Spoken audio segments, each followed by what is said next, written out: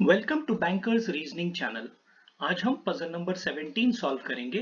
ये एक seating arrangement based puzzle है। This is the puzzle. It says that A, B, C, D, E, F, G and H are 8 friends and sitting around a circular table but not necessarily in the same order। तो यहाँ पे हमें इनका correct order find out करना है। Second, some of them are facing inside and some of them are facing outside। कुछ लोग अंदर की तरफ देख रहे हैं सेंटर टेबल पे और कुछ लोग बाहर की तरफ देख रहे हैं। तो let us solve the puzzle with the help of the clues.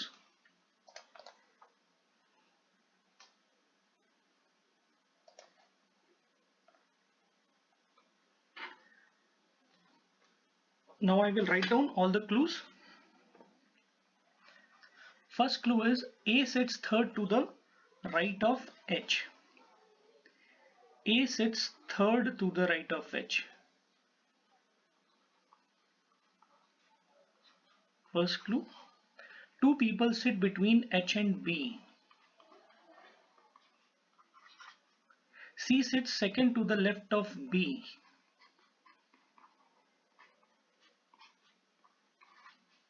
Three people sit between B and E. D is second to left of F.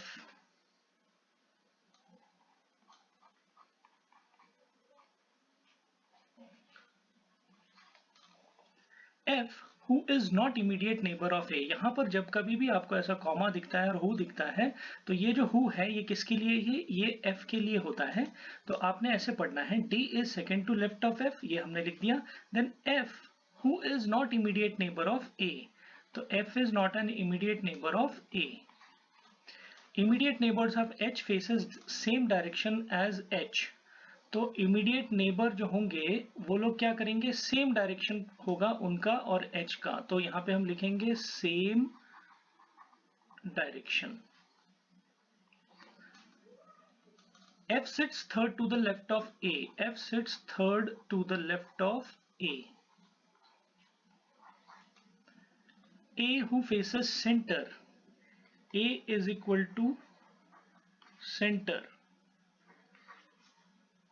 The immediate neighbors of A face opposite to the direction of A। तो A के जो immediate neighbor होंगे वो कौन सा direction करने वाले हैं, opposite डायरेक्शन। ये हमें याद रखना है। Okay, so we have taken two possibilities as usual. हम इसको ड्रॉ कर लेते हैं। 3, 4, 5, 6, 7, 8, 1, 2, 3, 4, 5, 6, 7, 8। सो नाउ लेट अस सी क्या क्या चीज इसमें आ सकती है। चूंकि यहाँ पे एरोज हमें नहीं दिए हैं, कौन सा डायरेक्शन किधर है एग्जैक्टली पहले ही नहीं बताया, we have to find it out. तो सबसे पहले कॉन्क्रीट क्लू जो दिया है वो आप देखिए कौन सा होता है। तो 9th अगर हम देखें तो A is facing toward centre, ये एक कॉन्क्रीट क्लू है जो इसको दिया है। तो हम यहां से शुरू करेंगे। फिर कहता है कि A के बाद आप देखिए F, यहां पर एक क्लू अगर आप देखेंगे तो ये एक कॉन्क्रीट क्लू है जो हम कर सकते हैं। यहाँ पे A के दो लेफ्ट में F है, लेफ्ट में F है तो दो छोड़ के एक F है यहाँ पे। तो F आपका यहाँ पे कंफर्म है, दो लेफ्ट में है। ओके, नेक्स्ट आप देखेंगे F के बाद हम अगर यहाँ पे देखें तो आपको A का और एक दिख सकता है H। ये देखिए H is sitting third, A is sitting third to the right of H। Clear, A sits third to the right of H। अब A की प्लेस तो बिल्कुल कंफर्म है। तो अगर हम 1 2 3 थर्ड 1 2 3 तो H आपका यहाँ पे कहीं आएगा। यस, तो H अगर राइट में दिखाना है तो इस तरीके से उसको बाहर देखना पड़ेगा, तभी वो राइट में A आ पाएगा। तो A sits third to the right of H। Okay, अब कहता है कि H और B के बीच में दो लोगों का गैप है। तो यहाँ पे देखिए अगर हम उसको राइट में जाते हैं तो A ऑलरेडी बैठा है, तो दो छोड़ के यहाँ पे आपको B आ जाएगा, लेफ्ट साइड से जाएंगे तो। ओके, नाउ B के दो लेफ्ट में C बैठा है। अगर उसको हम आउटसाइड फेस कराते हैं तो ऑलरेडी A है, तो इसका मतलब B कहाँ फेस कर रहा है, इनसाइड, और उसकी वजह से C आपका यहाँ पे आ जाएगा लेफ्ट में। ओके, यस, नाउ बी और ई के बीच में 3 लोग बैठे हैं, तो 3 लोगों का मतलब जब भी 8 लोगों का सर्कल है तो ये याद रखिए कि 3 लोग हैं तो फिर वो क्या होंगे, एग्जैक्टली अपोजिट बैठते हैं। ओके, ये भी आपका हो गया। डी और एफ, हम इसको आउटसाइड फेस कराएंगे तो लेफ्ट इधर आएगा, तो हमारा डी यहाँ पे आ सकता है लेफ्ट में। Okay, and F and A R not immediate neighbours, ये तो हो ही गया, कोई दिक्कत नहीं है।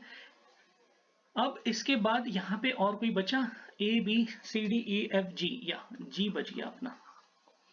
अब इसका डायरेक्शन हमें नहीं पता है, इतना हमने सॉल्व कर लिया, सेकंड पॉसिबिलिटी की हमको जरूरत नहीं पड़ी, फर्स्ट में ही हमारा काम हो रहा है। ओके, अब आप देखिए कौन कौन सा बच गया। एच के जो अपोजिट हैं, एच के जो इमीडिएट नेबर्स हैं वो क्या है, सेम डायरेक्शन में है, तो H is looking towards outside, तो सी और ई भी कहाँ देखेंगे, आउटसाइड। ओके, नाउ ए के जो इमीडिएट नेबर्स हैं वो भी अपोजिट डायरेक्शन में देखेंगे, ए चूंकि इनसाइड देख रहा है तो ये दोनों कहाँ देखेंगे, आउटसाइड देखेंगे। ओके, तो I hope we have solved the question.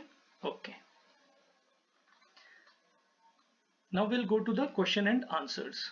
यहाँ पे आप लोगों को पर एक चीज मैं बता दूं बहुत इंपॉर्टेंटली, कि ऐसे सवाल प्री में बहुत आते हैं और इसको बहुत फास्ट आप कर सकते हैं, जब तक आपको प्रैक्टिस नहीं होती आप इस तरीके से चंक मेथड इसको मैं बोलता हूँ, and with the help of this chunk method आप पहले स्मॉल चंक्स में अपने क्लूज लिखिए और ग्रेजुअली प्रैक्टिस करते करते आपको क्लूज का आइडिया आना शुरू हो जाएगा और आपको ये भी पता चल जाएगा कि कौन सा क्लू क्यों दिया है, किस क्लू की वजह से दो पॉसिबिलिटी आ रही है, तो दो पॉसिबिलिटी यहाँ आई नहीं, आप देख रहे हैं, तो क्यों नहीं आई, इसके ऊपर गौर कीजिए और सीखिए और बहुत अच्छे तरीके से एग्जाम आप दे सकते हैं।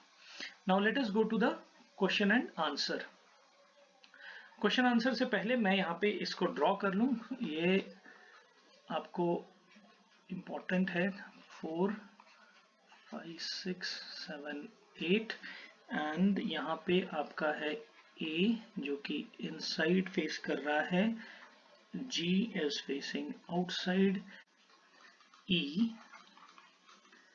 यहाँ पे H, then we have C, then we have F, then we have B, B is inside and D is facing outside. So this was our answer और मैं इसका कलर चेंज करता हूँ, red. Yes, now will do the question. Who is sitting third to the right of F. अब आप देखिए third to the right of F, first second third, जब आप इधर से जाएंगे तो third to the right of F में ई आपको क्लियर कट दिखता है, तो E is the answer. Who all are facing inside, inside कौन कौन देख रहे हैं, एक तो ये एक ये, तो ए और बी की जोड़ी है जो कि इनसाइड देख रहे हैं। Who sits opposite to H, H के जस्ट अपोजिट कौन है, डी, तो D is our answer.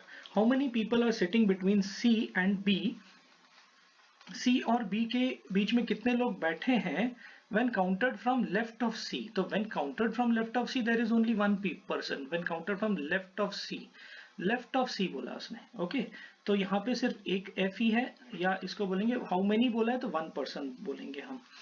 Who is sitting exactly between D and C, अब आप देखिए डी और सी के बीच में exactly when counted from, WHEN, when counted from right of D, right of D से और सी के बीच में, तो there are how many people, 2 people. कौन कौन है वो, बी और एफ की जोड़ी है, ठीक है, तो this is the pair. So this was all for today dear friends, thank you. और भी इंटरेस्टिंग पजल के लिए please keep on following the channel. आप इस चैनल को रेगुलर फॉलो कीजिए, जिससे कि आप अगर 2 पजल भी डेली करते हैं तो ये बहुत ट्रेमेंडस इंप्रूवमेंट आपकी प्रिपरेशन में लाने वाला है।